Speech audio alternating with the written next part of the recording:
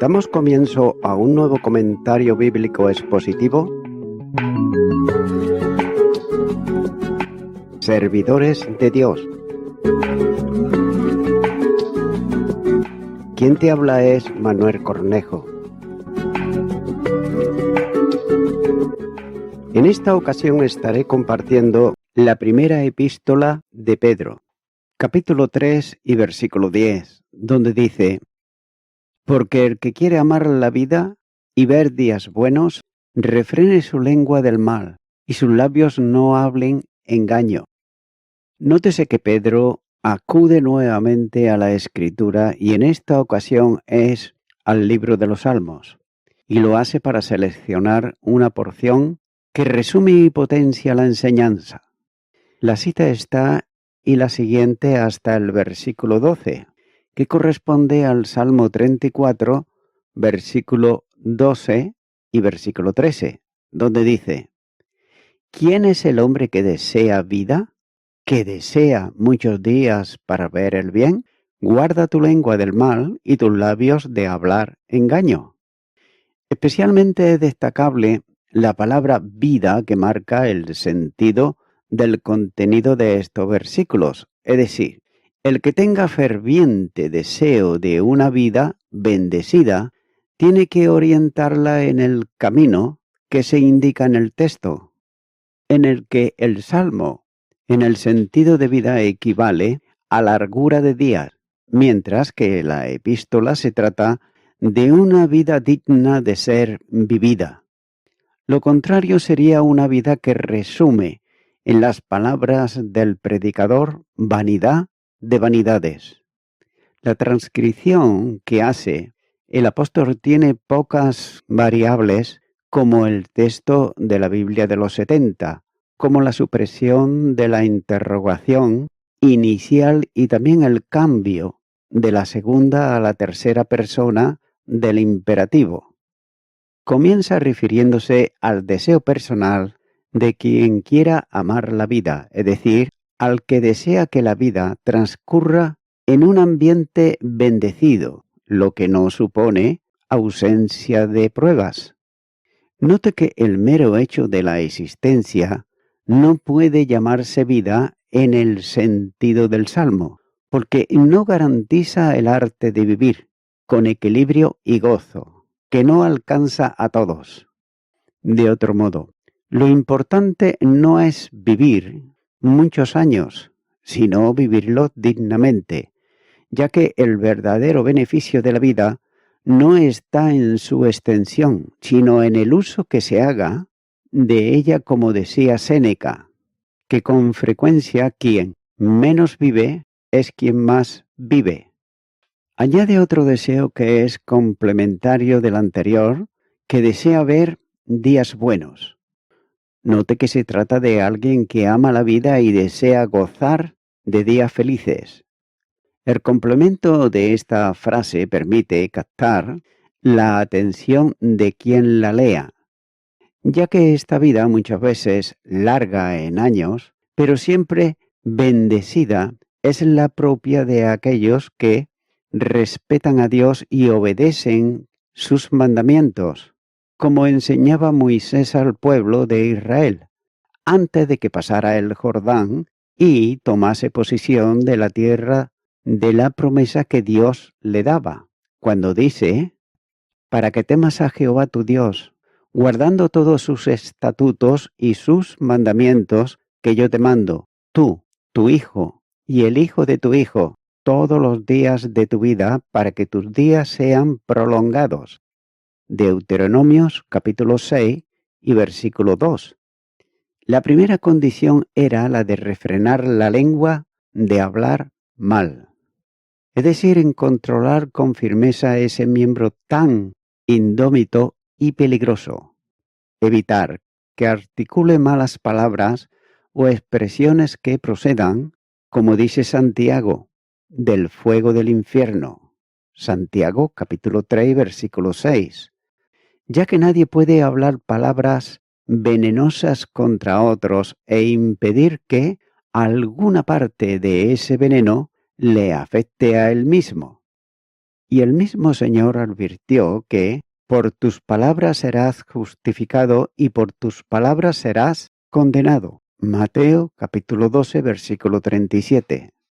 Jesús dijo que de la abundancia del corazón habla la boca y que de un corazón malo solo pueden salir al exterior las palabras de malignidad que hay en él. En ese sentido, las palabras ponen de manifiesto la condición del corazón. Los que en tiempos de Jesús le calumniaban, lo hacían con consecuencia de la maldad de sus corazones. También las palabras ociosas se manifiestan en el juicio como testimonio de cargo contra quien las pronunció. Además, de la lengua menciona también los labios. Podría tomarse como sinónimo en ambas cosas. Pero sin embargo la lengua se relaciona con la expresión en general, los labios con la puntualización de las palabras, ya que una lengua mala se expresa por medio de labios engañosos. La bendición está en guardarse de todo tipo de falsedad y escapar del engaño. Y note que las palabras limpias y honestas no acarrean presión sobre la conciencia, pero lo contrario hace que la vida se convierta en una sucesión de conflicto, temor y vergüenza. Conversaciones santas son la expresión visible de la santidad de vida, única manera de recibir las bendiciones de parte de Dios. Continuar con el versículo 11, donde dice: apártese del mal y haga el bien, busque la paz y sígala. La verdadera forma de vida consiste también en apartarse del mal. No se trata de apartarse relativamente de la práctica del mal o separarse de practicar alguna de las muchas formas que el mal usa, sino que es la demanda de plenitud en sentido de alejarse de todo cuanto sea malo. Y esto denota una determinación de distanciarse cada vez más de cuanto está relacionado con el mal, que es una de las maneras de vida de aquellos que, estando en el pecado, están también siguiendo las indicaciones del maligno. Por tanto, es bueno establecer una distancia con todo aquello que puede servir de tentación a nuestra caída naturaleza y mantenerse además distante. El mal siempre está cercano a nosotros. Distanciarse implica también hacerlo con las personas malas y sus compañías, con las obras malas, con las prácticas pecaminosas, con todo cuanto tenga apariencia de mal. Asimismo, la verdadera vida, la que merece la pena vivir, es la que activamente practica el bien. Se ha dicho antes que no se trata de asuntos negativos, es decir, no hacer el mal, sino de algo que verdaderamente es positivo, entrar en el ejercicio activo del bien. También en la perseverancia en la práctica de todo cuanto es conforme a Dios, o si se prefiere mejor, aquello que caracterizó la vida de Jesús en la tierra, ya que hay muchos cristianos que su vida descansan en negaciones, es decir, en una gran relación de cosas que no deben de hacer, y sus vidas son generalmente amargas. Su rigidez de formas hace difícil, por otro lado, la convivencia con ellos, ya que están siempre mirando al pecado en lugar de tener su vista puesta en el bien. Estos no matan, no roban, no adulteran, no mienten, y a causa de esas limitaciones se consideran como santos y bienaventurados. Pero note que generalmente están en la misma línea del fariseo que decía: Dios, te doy gracias que no soy como los otros, hombres, ladrones, injustos, adúlteros. Evangelio de Lucas, capítulo 18 y versículo 11. El no practicar el mal no convierte a nadie en cristiano. Lo que se manda no es solo que dejemos el mal, sino que nos ocupemos en hacer el bien. En el tribunal de Cristo no se nos recompensará por no haber practicado alguna forma de pecado. La corona corresponderá al bien que hemos podido hacer. Y una tarea esencial consiste en buscar la paz y seguirla. La paz es uno de los distintivos de la vida cristiana. Y es que por esa razón el apóstol Pablo enseña que, si es posible, en cuanto dependa de vosotros, estad en paz con todos los hombres. Romanos capítulo 12, versículo 18. Por esa razón debemos seguir lo que contribuye a la paz y a la mutua edificación. La paz la hemos conseguido con Dios en la justificación por la fe. Romanos capítulo 5 y versículo 1. La relación de enemistad a causa del pecado quedó cancelada al extinguirse la responsabilidad penal por la obra de sustitución que Jesús hizo en la cruz. Y de ahí que ahora no hay condenación alguna para los que estamos en él. Romanos capítulo 8 y versículo 1 dice: Ahora pues, ninguna condenación hay para los que están en Cristo Jesús, los que no andan conforme a la carne, sino conforme al Espíritu. La paz de relación entre personas es la experiencia de vivir la paz de Jesús en nuestras vidas. El Evangelio de Juan, capítulo 14, versículo 27, nos dice: La paz os dejo, mi paz os doy. Yo no os la doy como el mundo la da. No se turbe vuestro corazón, ni tenga miedo. Esa vivencia es posible solo cuando el Espíritu Santo de Dios, sin impedimento por nuestra parte, opera la conformación de cada creyente a la imagen del Hijo de Dios. Romanos, capítulo 8 y versículo 29 nos dice: Porque a los que antes conoció también los predestinó, para que fuesen hechos conforme a la imagen de su Hijo, para que Él sea el primogénito entre muchos hermanos. Entre los 9 aspectos del fruto del Espíritu está precisamente la paz. El creyente se convierte en un pacificador porque no solo tiene paz, sino que puede vivir en paz y vivir, además, la paz. De otro modo, seguid la paz con todos. Hebreos capítulo 12, versículo 4.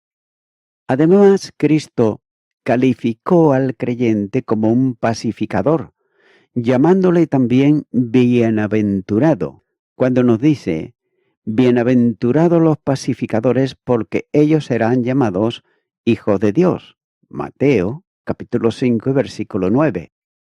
En el mundo podrán encontrarse algunos que, excepcionalmente, son personas pacíficas, esto es, los que huyen de los conflictos, los que nunca entablarían un pleito con nadie.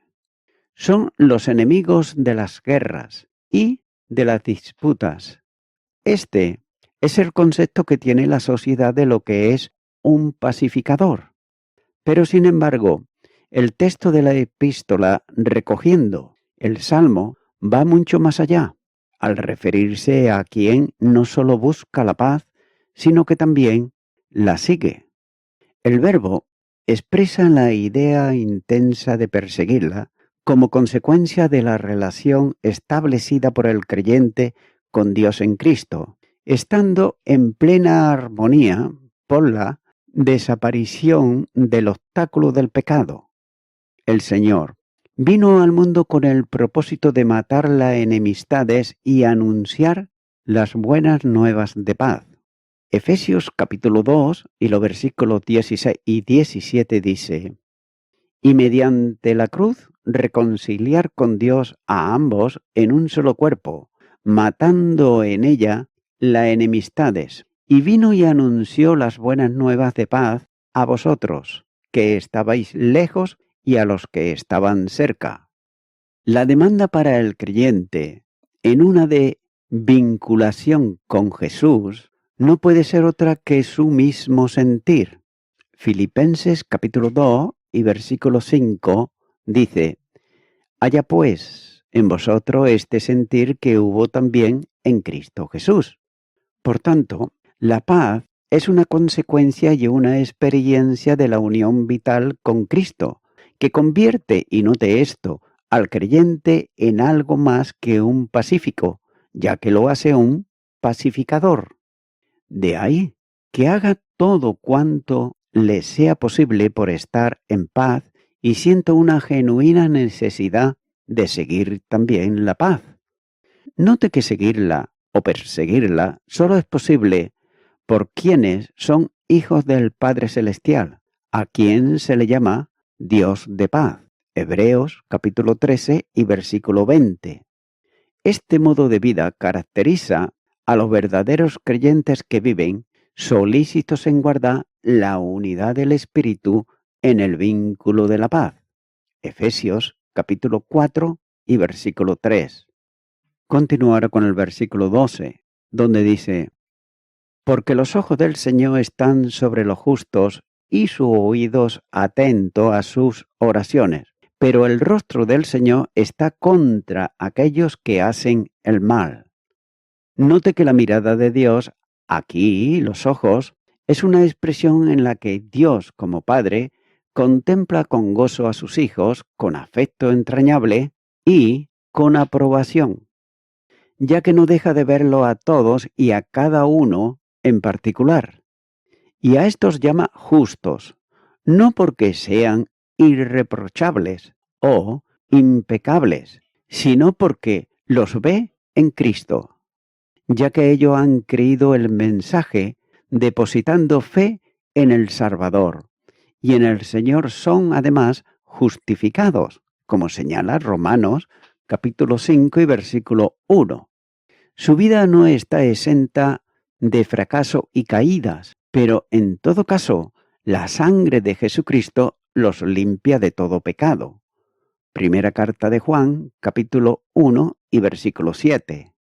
También es verdad que pueden pecar y, de hecho, lo hacen, pero la confesión restaura la comunión con Dios, que es fiel y justo para perdonar nuestros pecados y limpiarnos de toda maldad. Primera carta de Juan, capítulo 1 y versículo 9. Los oídos de Dios están atentos a la oración, la súplica, el ruego de ellos. En el Salmo se lee que atento su oído al clamor de ellos. Por tanto, el Eterno está pensando en los suyos, ya que su oído dispuesto siempre a escuchar sus peticiones. Muchos hombres, sobre todo los grandes en la tierra, pasan sin prestar atención a las necesidades de los creyentes, pero esto no pasa desapercibido para Dios. Pudiera ser que los más próximos a ellos, en afecto, como el padre o la madre, lleguen a abandonarlos, pero Dios los recoge bajo su protección, mostrándoles su gracia. El Salmo 27, versículo 10, nos dice: aunque mi padre y mi madre me dejaran, con todo Jehová me recogerá. Es posible que la oración que expresa el ruego ante él sea pobre, mal construida, como un lamento lastimoso de un niño, y acaso sea hecha con una gran falta de fe, pero a pesar de todo, los oídos del Señor captan el ruego y su amor le llega a responder a la súplica. En la frase del Salmo hay una exhortación a correr en busca de la justicia y a practicarla, ya que no se trata de la justicia imputada, sino de la forma propia de la vida de quien ha sido justificado y separado del poder del pecado. Quien está en ese camino de Dios es conducido por él mismo, por senda de justicia, haciéndolo por amor de su nombre. El Salmo 23 y versículo 3 dice: Confortarás mi alma, me guiarás por sendas de justicia por amor de su nombre. Por tanto, hay siempre un canal abierto, un vínculo entre el oído de Dios y las oraciones de los justos. La relación personal con Dios fortalece la esperanza de que nuestros ruegos son escuchados y serán respondidos conforme a nuestra necesidad. En ocasiones, y note esto, podremos dudar de eso, pero la verdad es que Dios está atento a las peticiones de los justos. Y como decía Agustín de Hipona, cuando comenta sobre este versículo y dice que no temas, trabaja, los ojos del Señor están sobre ti, y sus oídos atentos a tus plegarias. ¿Qué más quieres? Si al siervo que se queja en la casa grande no le oyese el padre de familia, se lamentaría y diría: ¿cuántas cosas soporto y nadie me oye? ¿Dirá por ventura de Dios cuando padezco y nadie me oye?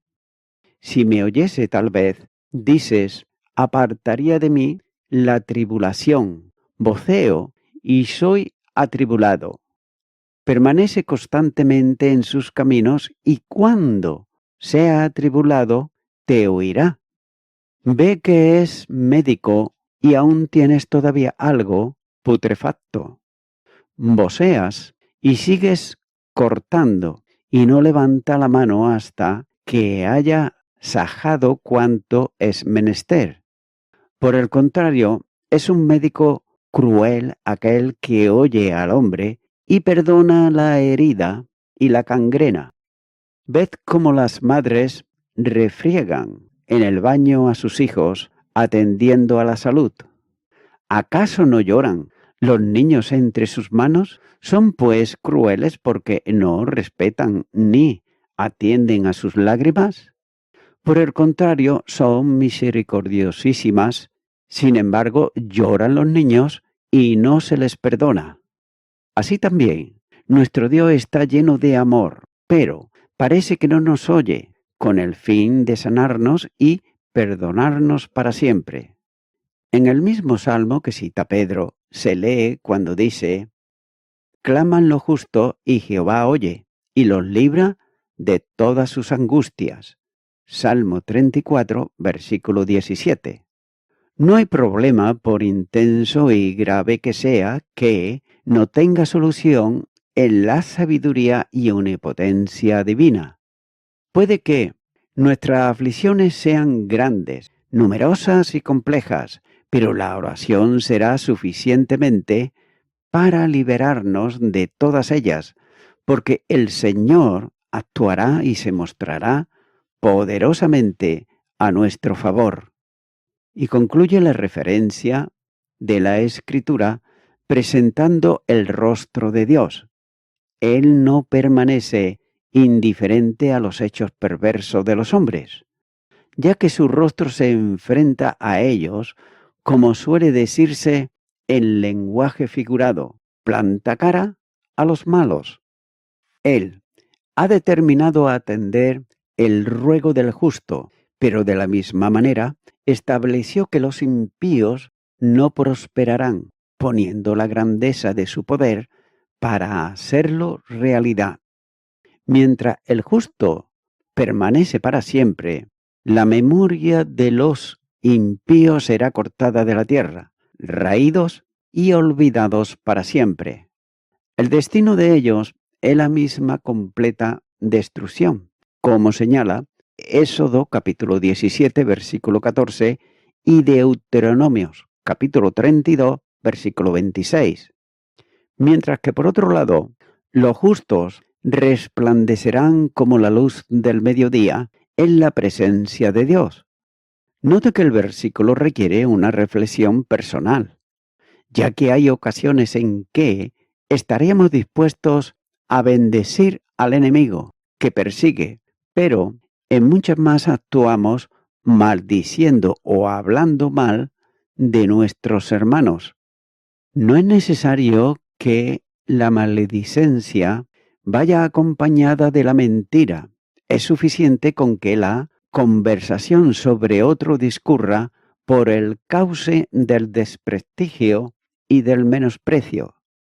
Note que miles de creyentes a lo largo de la historia de la Iglesia sufrieron la maledicencia de otros y en ocasiones llevó aparejado el desprestigio personal, el cuestionamiento y la duda en contra de ellos. Generalmente, la maledicencia es la forma de actuar de cobarde y ordinariamente de hipócrita.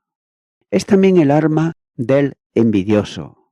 En los últimos años, muchos de los grandes maestros de las iglesias evangélicas llamadas conservadoras, ellos sufrieron los ataques maledicientes de quienes no se sostienen por ellos mismos en los lugares en que se han situado. Y hablar de otro es malo, pero más grave es cuando además se escribe malintencionadamente o se transmite por las redes sociales en Internet, ya que el chismoso está prohibido literalmente por Dios, cuando dice: no andarás chismorreando entre tu pueblo. Levíticos capítulo 19, versículo 16. Porque el chisme o la maledicencia atenta contra la vida de la persona y afecta además su reputación. Por regla general, los maledicientes son personas que alcanzan con facilidad a otros, porque sus palabras hipócritas van rodeadas de un hálito de piedad, de modo que las palabras del chismoso son como bocados suaves y penetran hasta las entrañas. Proverbios capítulo 18, versículo 8. Ya que son como un veneno que se asimila con gusto y saben además que siempre hay alguien dispuesto a oír el chisme, porque el malo está atento al labio inicuo y el mentiroso escucha la lengua detractora. Proverbios capítulo 17, versículo 4. Quien está en malas condiciones personales le gusta de oír siempre a un hipócrita. Sin embargo, el hipócrita con la boca daña a su prójimo, mas los justos son librados con la sabiduría. Proverbios capítulo 11, versículo 9. La maledicencia se dice siempre con un supuesto falso, el mejor deseo en la defensa de la verdadera piedad. Y es que por esa razón Dios protege al justo de oír chismes.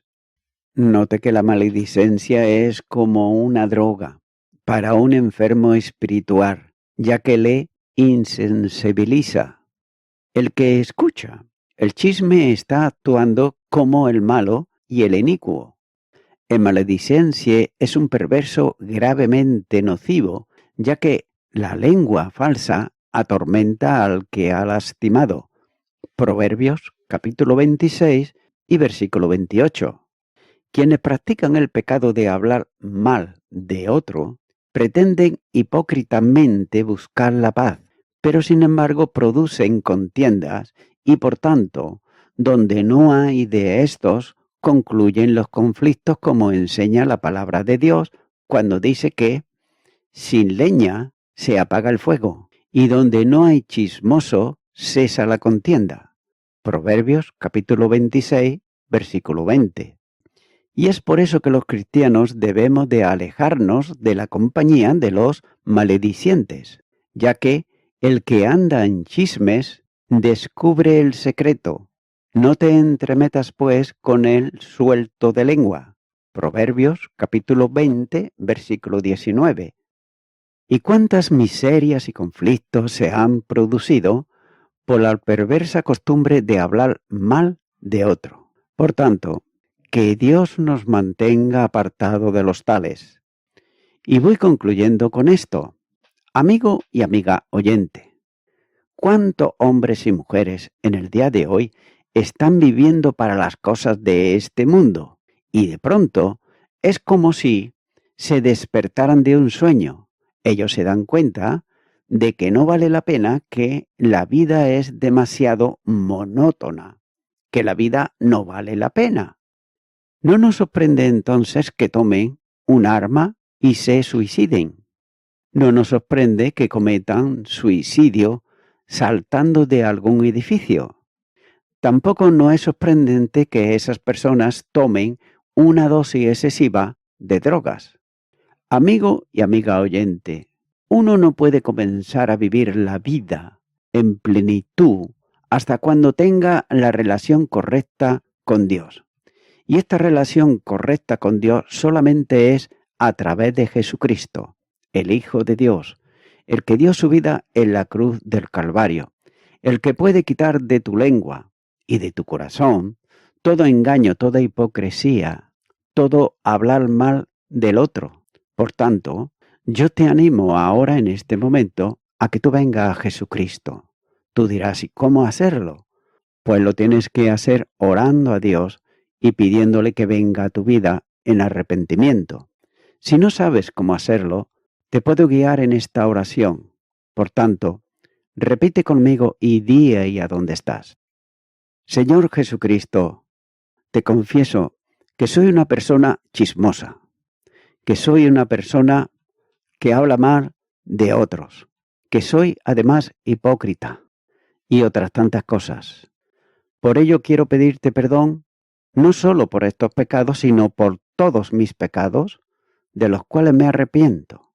Te abro mi corazón, Señor Jesús, y te recibo como mi único y suficiente Salvador. En tu nombre, amén.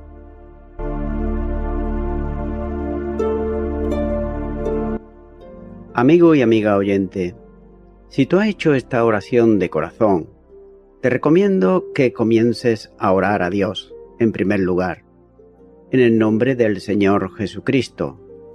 Orar a Dios no es rezar, sino que es hablar con una persona. También te recomiendo que leas la palabra de Dios y lo hagas a diario. Comienza, por ejemplo, con el Nuevo Testamento.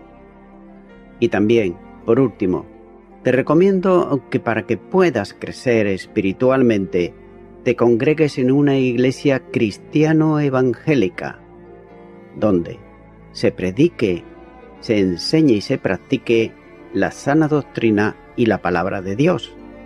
Congrégate ahí y con el tiempo podrás crecer espiritualmente y también servir al Señor Jesucristo. Que Dios te bendiga. Y a toda la audiencia, nuevamente ya me estoy despidiendo de todos ustedes y será hasta el próximo programa. Que Dios os bendiga a todos.